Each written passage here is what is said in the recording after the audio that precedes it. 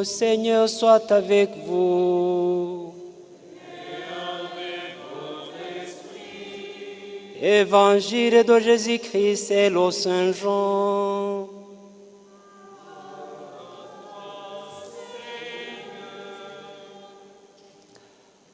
À l'heure où Jésus passait de son monde à son Père, il disait à ses disciples, « Si vous m'aimez, vous resterez fidèles à mes commandements. Moi, je prierai le Père, et il vous donnera un autre défenseur qui sera pour toujours avec vous, c'est l'Esprit de vérité. Le monde est incapable de le recevoir parce qu'il ne le voit pas et ne le connaît pas. Mais vous, vous le connaissez, parce qu'il demeure auprès de vous et qu'il est en vous. Je ne vous laisserai pas orphelins, je reviens vers vous. D'ici peu de temps, le monde ne me verra plus, mais vous, vous me verrez vivant, et vous vivrez aussi. En ce jour-là, vous reconnaîtrez que je suis en mon Père, que vous êtes en moi et moi en vous. Celui qui a reçu mes commandements et y reste fidèle, c'est celui-là qui m'aime. Et celui qui m'aime sera aimé de mon Père. Moi aussi, je l'aimerai et je me manifesterai à lui. Acclamons la parole de Dieu.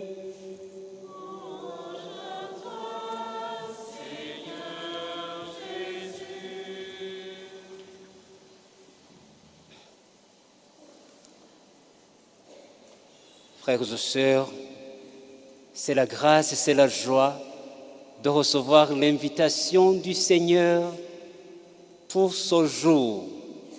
On l'appelle jour du Seigneur, la résurrection du Christ. Nous célébrons le 6e dimanche du temps ordinaire. Nous sommes encore dans la joie pascale. Cette semaine, ce dimanche, c'est un dimanche qui clôture, je dirais qui clôture le temps pascal, parce que bientôt nous allons célébrer l'ascension du Seigneur et après l'ascension du Seigneur, c'est la Pentecôte.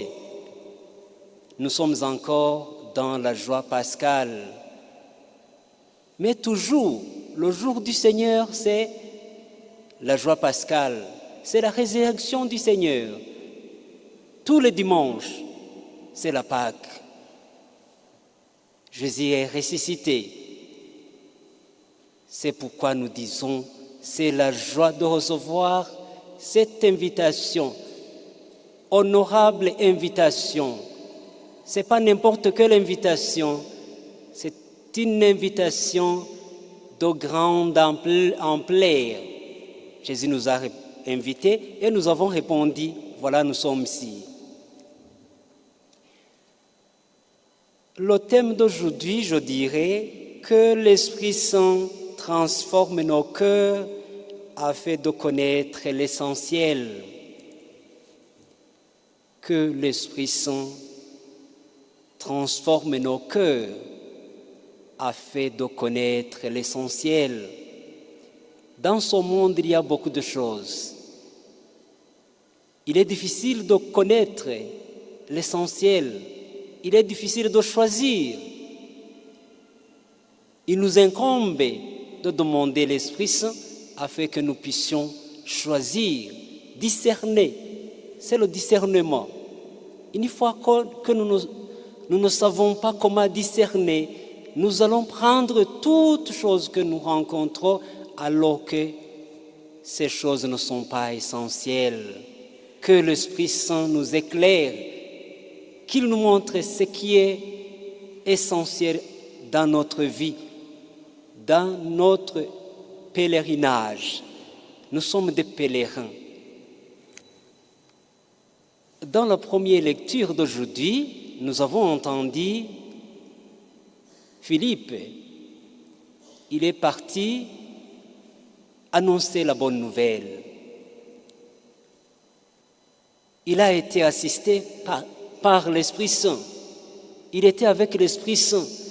C'est pourquoi les merveilles ont suivi ses enseignements. Il a prêché la résurrection du Seigneur.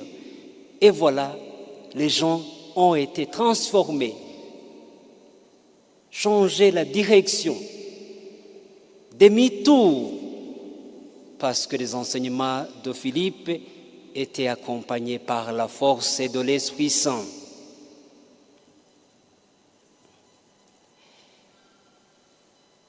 Frères et sœurs, nous sommes tous appelés à vivre dignement comme Jésus nous l'a commandé depuis sa résurrection.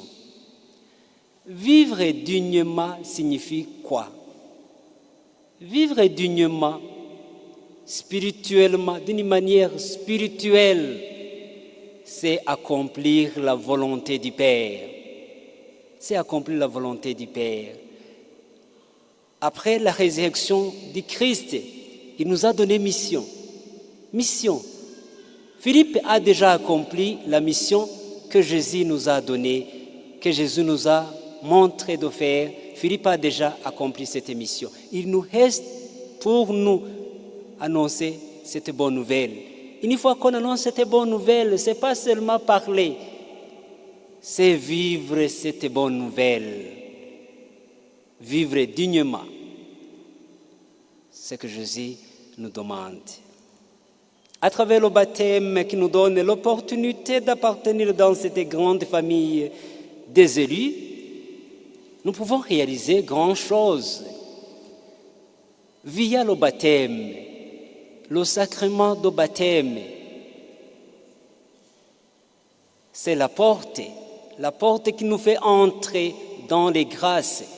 Pour recevoir les grâces, la majorité d'entre nous ont déjà reçu ce sacrement de baptême, sacrement d'initiation.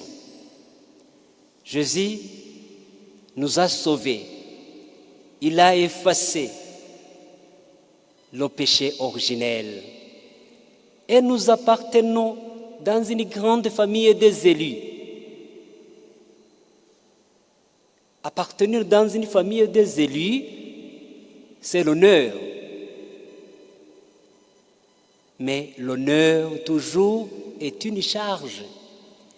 Une fois que nous avons l'honneur d'appartenir dans la grande famille des élus, il y a des responsabilités. Il y a des responsabilités. Il ne faut pas toujours nous contenter à réclamer nos droits, les droits. Il faut toujours savoir qu'il y a des devoirs. Des devoirs. Appartenir dans la grande famille des élus, vous comprendrez très bien qu'il y a des privilèges. Il y a des privilèges, nous avons des privilèges. Mais ces privilèges doivent être affirmés et confirmés par nos responsabilités. Dans la deuxième lecture, Saint Pierre nous l'a déjà mentionné.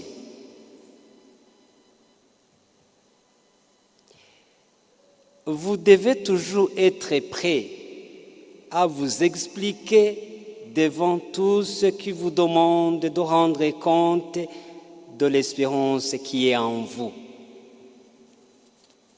Clamer seulement à dire que j'appartiens dans la grande famille des élus, cela ne suffit pas. Il faut être capable de rendre compte et de répondre aux gens qui nous demandent de notre espérance, de notre foi.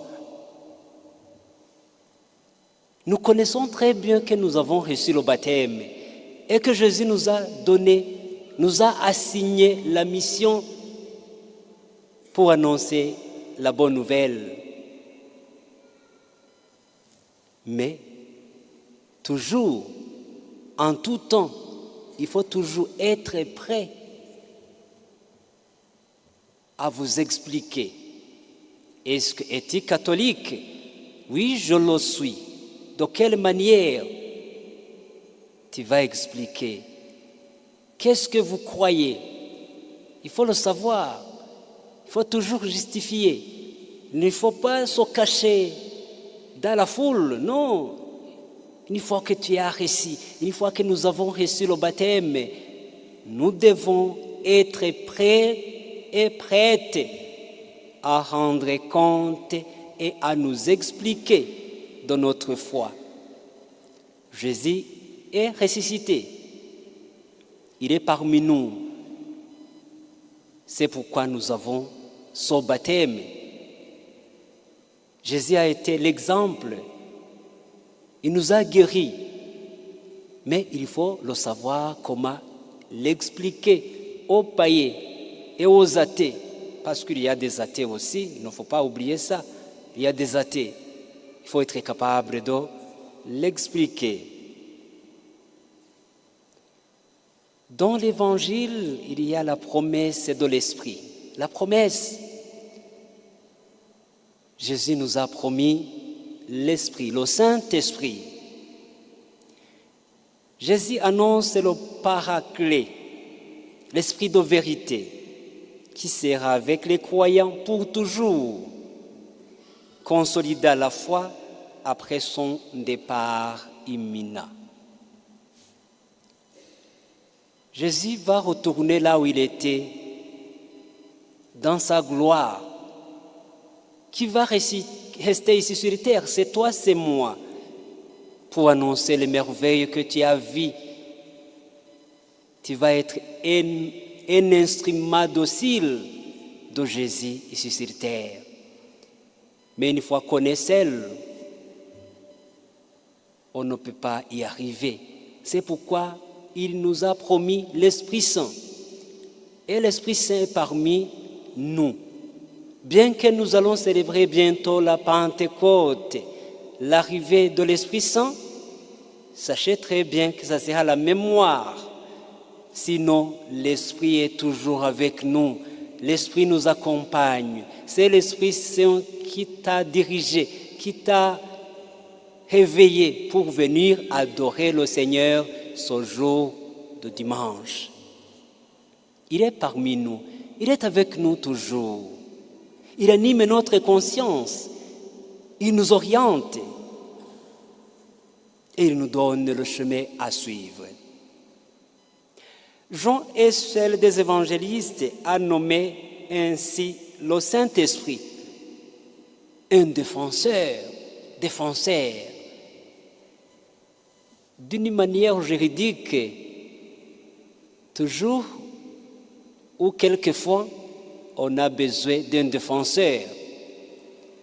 Être au tribunal, se défendre, ça peut être difficile. Peut-être on a des émotions, peut-être on a de colère, peut-être on ne comprend pas. Il faut un défenseur à côté. C'est l'avocat. Un avocat doit être à côté pour te défendre, afin que tu remportes la cause.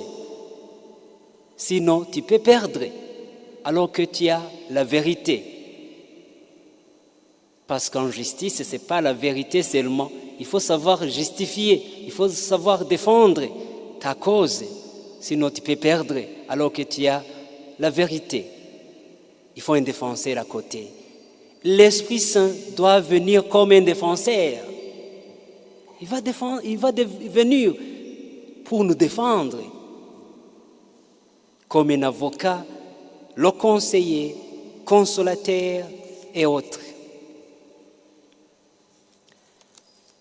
Jésus nous a dit encore, « Je ne vous laisserai pas orphelins. Je reviens vers vous. D'ici peu de temps, le monde ne me verra plus, mais vous me verrez vivant et vous vivrez aussi. » Le Seigneur n'a pas voulu nous laisser orphelins. il nous a laissé l'Esprit Saint, l'Esprit qui va nous diriger, notre défenseur, notre avocat, notre conseiller. Il faut toujours demander l'Esprit Saint, afin que tu sois dirigé par le Saint-Esprit. Le jour de Pentecôte, l'Esprit Saint est venu et les disciples ont commencé à parler en langue. Parler en langue, parce que l'Esprit Saint était avec eux. Si tu veux rester totalement autonome, tu resteras toujours orphelin. Il y a des gens qui veulent rester autonomes, totalement autonomes. Spirituellement parlant, tu vas rester orphelin. Ces gens-là resteront orphelins. Il faut toujours savoir qu'il y a l'Esprit Saint qui doit être à côté de nous. L'autonomie, ce n'est pas un problème. L'autonomie est vraiment nécessaire. Mais spirituellement parlant, il ne faut pas penser à être totalement autonome. Nous avons besoin de l'Esprit Saint qui nous dirige. Ô Seigneur, envoie-nous ton esprit défenseur. Viens à nous, esprit turbulent et contestataire, pour que nous ne nous laissions pas aller au sournois esprit monotonier. Il faut que l'Esprit Saint vienne afin qu'il essaie de nous convaincre. Prendre la décision, juger. Décider, ça veut dire quoi? Il faut disséquer. Il y a des choses qui sont ensemble alors que ces choses ne devraient pas être ensemble. L'Esprit Saint vient pour t'aider, pour nous aider à disséquer, à épingler, à partager, afin que les bonnes choses soient de son côté et les mauvaises disparaissent. Nous avons un monde qui est imperméable aux influences spirituelles, reste aveugle et ignorant. Ce monde qui est imperméable aux influences spirituelles ne ressent pas l'Esprit Saint. Il est difficile. Une fois qu'on est imperméable, ça veut dire que c'est difficile d'y pénétrer. Il ne faut pas que nous soyons imperméables. Il faut que nous soyons perméables à l'Esprit Saint. Que l'Esprit Saint vienne. J'allais dire, pour que cet esprit se chambarde les esprits mauvais qui peuvent nous habiter, afin que le Saint-Esprit, reste en nous et qu'il nous dirige.